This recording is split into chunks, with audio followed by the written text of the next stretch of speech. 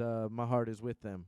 Also, switching gears a little bit more now, it's just kind of like a rapid fire.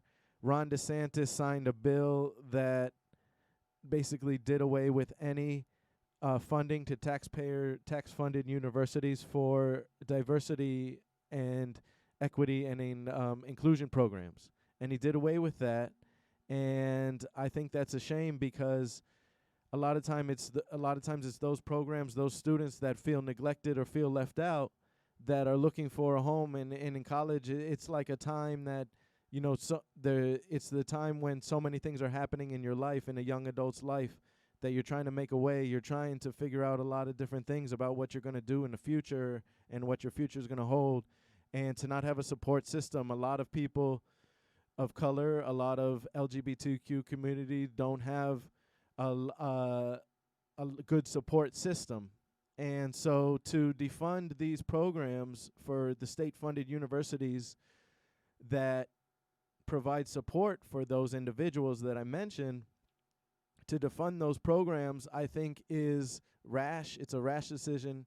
I also think it harkens back to, quite frankly, it harkens back to just a racist society, and I don't like that, and I totally disagree with that. So I would like, and I think it's frustrating that Ron DeSantis has been passing these bills that that the majority of Florida residents seem to oppose.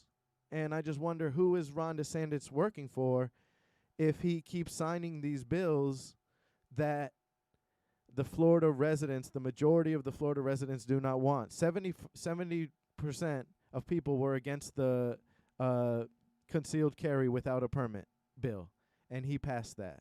And I know there was a big opposition to this bill being approved for the DEI funding to be abolished. I know there was a big opposition to that bill, and he approved that bill. So what I'm saying is, on the Leo Be the Lion show, is that it's kind of frustrating, and it's a sad day in Florida history to defund these programs for diversity, equity, and inclusion, because these programs help a lot of students. These programs help a lot of residents at the university. And to say to the universities, you can't teach anything that is not factually evident, but it can't also seem oppressive, or you can't say that the U.S. has a systemic race problem. But would be like, was slavery and the Jim Crow era mutually exclusive? Or did one cause and effect evolve into the Jim Crow era, evolve into the modern prison state that we have today? So what I'm saying is, you got to know your history, but for them to say, oh, you can't teach this because it's now talking about oppression, exclusion, and it might make people feel bad, even though it's a fact, you're not allowed to teach that.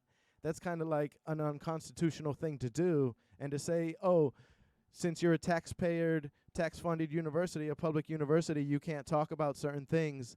That is kind of not a separation. I don't know. That's kind of not in the public's best interest. And I just have to say I completely disagree with all the Ron DeSantis bills that he's passed so far in this legislative session.